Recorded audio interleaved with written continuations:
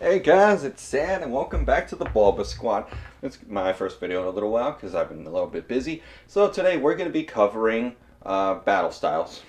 So more accurately, we're going to be covering the wave distribution of battle styles as according to MVP. For those of you that don't know, MVP is one of the places a lot of people can go and get product from, and sometimes they inform their customers. So this is the information I have gotten from them via email, okay?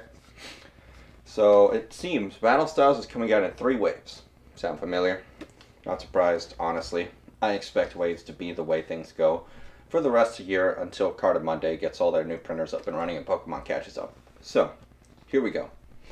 For booster, let me take a step back.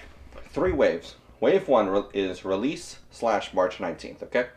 Wave 2 is late April. Wave 3 is late May, okay? And we got booster boxes, sleeve boosters, 3-pack blisters, and ETBs. Right, those are the 4 main products. So here we go. For booster boxes, wave 1, we got 40% of the total supply coming out. Wave 2, we got 40%. And wave 3, we got 20%. My thoughts, it's going to be, the booster boxes are going to maintain the inflated price. 40% of the supply is not going to be anywhere near enough to begin with. Even if it was 100% of the supply, I think we'd still be struggling just because the Pokemon print runs aren't quite big enough yet. But don't worry, they're going to get there. So if you're worried about the high prices, just be a little patient. We all know about Pokemon's press release about how they're going to do the massive reprints. So wait, more booster boxes are going to come. Pokemon likes to go with the most efficient method of distribution to people because it's more cost effective. It's why we saw things like tins getting reprinted for so long. You know, it's always booster boxes getting reprinted. So, next we got sleeve boosters. 0% in wave 1, 100% in wave 2, so late April. Sleeve boosters I don't think are going to make too much of a difference on the booster box price, simply because historically, as we've seen, it's never the sleeve boosters / loose packs that influence the booster box price. It's always the opposite. So don't worry. Whatever prices are there, if you're going to be flipping or whatever, should maintain even during the sleeve blisters.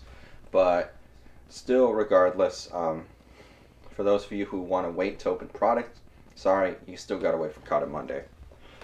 Now, for 3-pack blisters, so you guys know what those are, the little 3-pack ones that hang. Here we go. At release, we get 60%, and then in wave 2, we get the rest of the 40%. So 3-pack blisters, I don't like them. Why? They always charge you $5, $4 on the low end for the packs. That's just so much. And most of the time, that's too much, okay? If you really want to open product, that's a method to do it. If you're trying to scalp it to flip it, I don't think it's a good product. The cost basis is going to be too high, and after shipping fees, it's not going to be a good one. And lastly, ETBs. Wave 1, we're going to get 30%, so not much. Keep in mind, guys, these ETBs are bringing back the 2-style ETB. What I mean by that is, think Zacian's and Mazenta. You get 2 colors, 2 sets of sleeves. So you're going to want to pick up 2 of them. That's going to make the supply go down much faster. We get 0% in wave 2, and the last 70% in wave 3. Okay? So to sum it up, wave 1, we're getting a little bit of everything except sleeve boosters. Wave 2, we're getting everything except ETBs. Wave 3, we're only getting booster boxes and ETBs. That distribution, if that ends up being true, because we're not 100% certain yet, but that's what it's looking like, and these numbers seem very reliable. I expect more of the same, okay? Battle Styles is going to do exactly what Vivid Voltage did.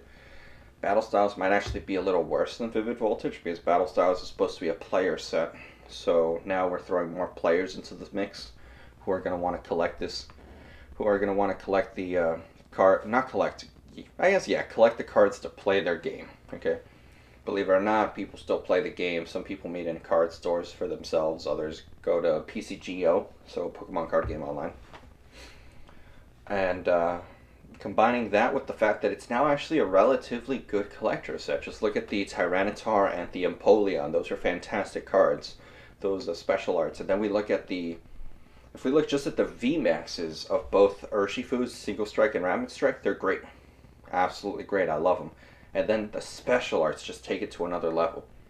So the fact that we have a good appealing to collectors, maybe not the strongest, but if the Japanese prices are anything to base future predictions on, for those of you that don't know, the special arts in Japanese for Urshifus are $300 a piece. So, to give you guys a good reference point, the Pikachu VMAX Rainbow Rare in Japanese was like 200, I think, and look at where it is. So, it's possible that the English ones come out, it's going to go to 300, and then the Japanese ones drop a little bit.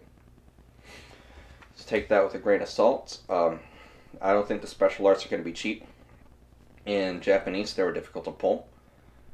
Combine difficult pull rates with relatively mixed supply, it's gonna one, decimate the supply, because we're all gonna want to open it to get our collectibles. Two, because it's gonna decimate the supply if just the collectors went after it. Investors and flippers are investors are always there, but because investors are also decimating the supply, flippers are gonna go after it.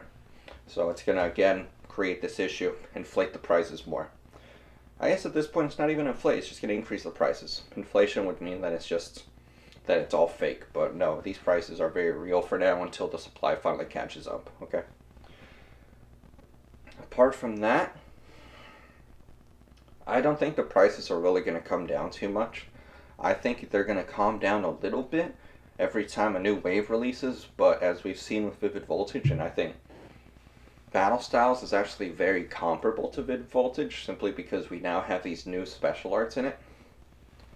It's gonna just kind of keep steadily rising until a big reprint wave comes and squashes the price all the way down. I don't know where it's gonna go all the way down to. With the way the market is, how long it's gonna take for Battle Styles to really get that reprint from Cardamonde and Pokemon, we may only see it retrace all the way down to like $110, because at this point Pokemon is probably going to try and just play whack-a-mole with every single set. Vivid Voltage needs to get reprinted. Darkness Ablaze still needs to get reprinted. Even though it's not that expensive, you still can't find it easily. Then Battle Styles are now coming out. Shining Fates is going to need to get reprinted. The 25th anniversary set's going to need a bunch of printer capacity. So I don't know how big those reprint waves are going to be. But whenever those big ones come, it'll bring the price down. It's really up to you guys. How badly do you want to open it, or if you want to invest? If you haven't gotten your pre-orders in for $100 or less, just be patient now, okay? I would not advise you try to purchase at these prices now, because now there's no point. If you miss the ship, you just let it sail. Now you have a new advantage. You can sit back, monitor the market for 6 to 12 months, and decide what's going to happen. Do I think this is a really good product? Did the market receive it really well? Because this is one of those rare occasions where if the market receives it really well, Pokemon's going to jump on it and it's going to bring the price down, and it gives you an opportunity. If the market receives it terribly, which I don't think is going to happen now, you just saved yourself from being stuck holding the hot potato. So take advantage of your situation, make the best of it. If you don't have any, you want to open it, just go to stores, buy whatever you can. Booster boxes are still going to be outrageously priced because of the supply.